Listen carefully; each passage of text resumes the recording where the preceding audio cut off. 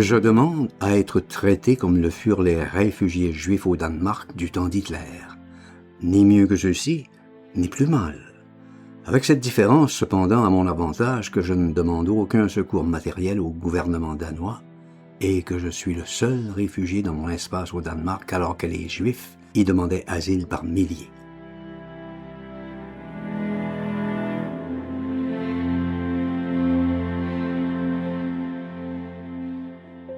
Deux. Le gouvernement français me réclame pour trahison. Ce crime est essentiellement politique. Mais s'il plaît au gouvernement danois d'examiner cette accusation, je déclare la réfuter absolument et formellement, en tout et pour tout. Rien dans mes actes ni mes écrits ne peut motiver l'accusation de trahison. Je n'ai jamais écrit de ma vie un seul article dans un journal, ni avant la guerre, ni pendant la guerre. De quelle manière peut trahir un homme de ma situation et de mon rang? Je déteste la presse et les journaux.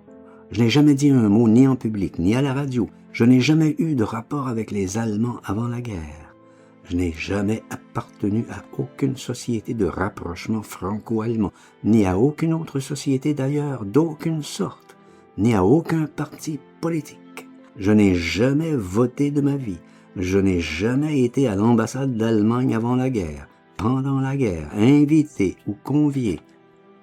Je sais que l'on m'y détestait, à ce point que tous mes livres furent interdits en Allemagne dès l'arrivée au pouvoir des nationaux socialistes, et que le seul livre absolument anodin et pacifiste que j'ai écrit pendant la guerre, Les Beaux Draps, n'a pas été traduit en allemand et a été interdit en Allemagne. Tout l'état-major diplomatique allemand d'Otto Abetz, ambassadeur d'Allemagne à Paris, m'était absolument hostile, y compris Otto Abetz lui-même, qui me trouvait, m'a-t-on toujours rapporté, désastreux et fou et anarchique.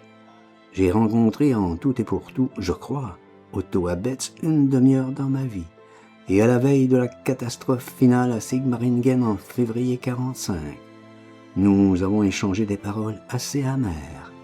Pour parler de trahison en ce qui me concerne, il faut tenir absolument sous un prétexte à vouloir me fusiller, mais il faudrait aussi alors avouer ce qui est inavouable, qu'il s'agit de me faire expier mes livres antisémites, anticommunistes et pacifistes d'avant 1939. D'où l'extraordinaire mandat d'arrêt lancé contre moi à l'Esbrouf, au Petit Bonheur, par le parquet de Paris, mandat qu'il est d'ailleurs absolument incapable de motiver par la moindre fait de trahison. Trahison où? Quand? Comment? Aucune réponse. Le mot traître a été tellement utilisé, jeté à tort et à travers depuis quelques années par les politiques fanatiques qu'il ne veut plus absolument rien dire, s'il n'est accompagné de quelques faits, de quelques précisions. Ni la légation ni le parquet de Paris ne sont en mesure d'apporter l'ombre d'un fait, d'une preuve de trahison en ce qui me concerne.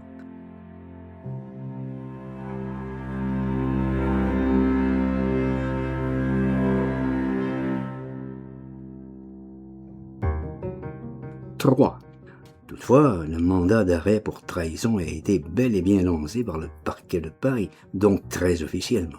La trahison dans le code français relève du conseil de guerre et ne connaît guère qu'une sanction, la mort.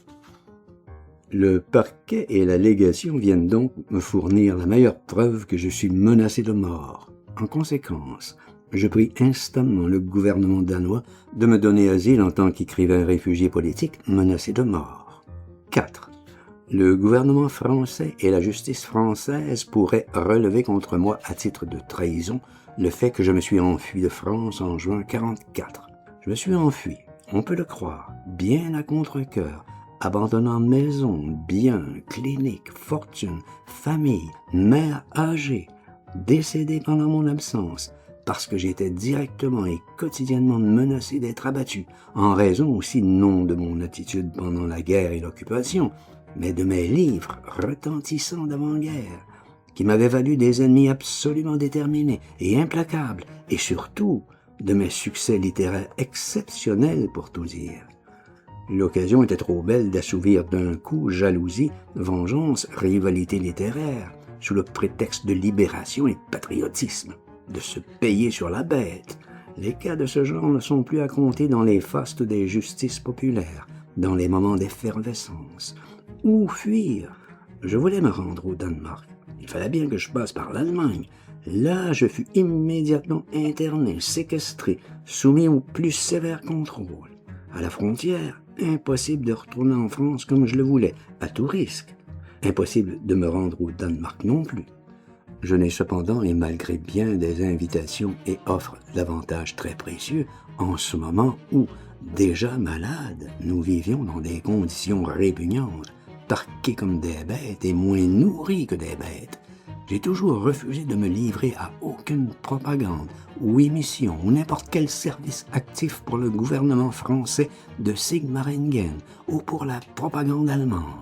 Je n'ai que pratiqué la médecine en Allemagne strictement et donné mes soins exclusivement à des Français réfugiés, le tout absolument gratuitement. J'ai dépensé 400 000 francs français de ma poche en Allemagne, changés en marques, pour notre entretien et les médicaments que j'ai achetés encore de ma poche et distribués ensuite aux malades, gratuitement. Nous avons toujours payé notre nourriture et notre logement de notre poche, si l'on pouvait appeler cela nourriture et logement. Donc, je le jure, aucun signe de privilège ou de faveur. La stricte et simple égalité avec les plus misérables réfugiés français, avec le grand surcroît de fatigue de l'exercice de la médecine de jour et de nuit, dans des conditions positivement atroces. Où est la trahison dans tout ceci? De quelle manière peut trahir un homme de ma situation et de mon rang? Par la plume? Par la parole? Par les armes?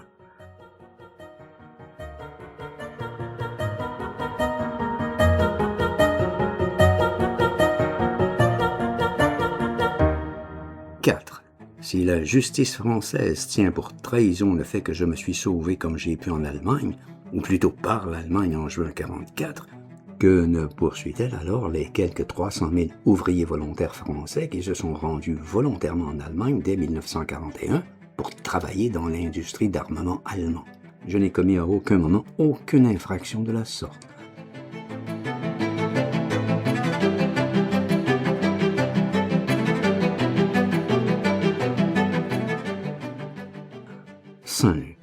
Si les beaux draps, publiés fin 1940 en France et interdits en Allemagne, sont estimés par la justice française livres de trahison, je demanderai aussi envers qui, mon Dieu? En 1940, toute l'Europe, ou à peu près, estimait la guerre terminée, la signature de la paix imminente, le gouvernement résistant de Gaulle n'existait pas, notre gouvernement français légal était bel et bien reconnu par le monde entier, comme celui de Pétain et de Vichy, auprès duquel le gouvernement américain avait un ambassadeur bel et bien accrédité. Qui pouvais-je trahir alors? Pétain, sans doute lui-même, qui me détestait et me fit saisir tous mes ouvrages dans la zone sud.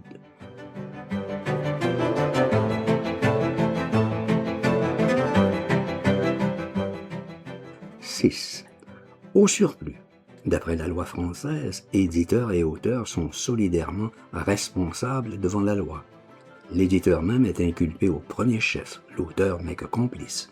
Or, Robert de Noël, mon éditeur, qui vient d'être assassiné il y a 2 mois à Paris, comme je l'aurais été immanquablement si j'étais demeuré à Paris, était libre lors de l'attentat dont il a été victime. Il n'a été à aucun moment inquiété ou cité en justice pour trahison. Les beaux draps ont été publiés chez De Noël. Je n'ai jamais rien publié que chez De Noël.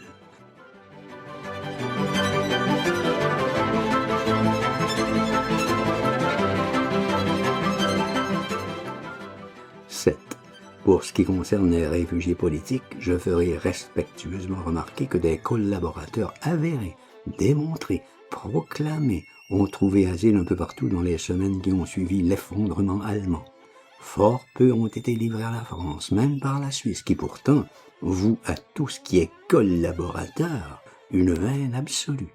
Je ne citerai que les réfugiés les plus notoires. En Suisse, Paul Morand, l'écrivain universellement connu et ambassadeur de Vichy en Roumanie et en Suisse. Jardin, ancien chef de cabinet de Laval. En Espagne, Abel Bonnard, membre de l'Académie française, ex-ministre de l'Instruction publique de Vichy. Gabold, ancien ministre de la Justice de Vichy, grand fusillé des maquisards. Guérard, inspecteur des finances, ancien chef de cabinet de Laval. Alain Lobreau, ancien directeur de Je suis partout, le plus grand journaliste collaborateur. Ces personnages prestigieux, éminents, n'ont fait l'objet d'aucun mandat d'amener. Seul Laval, criminel de guerre, a été contraint de quitter l'Espagne. Mais il n'a pas été livré. Il s'est rendu de lui-même en Autriche.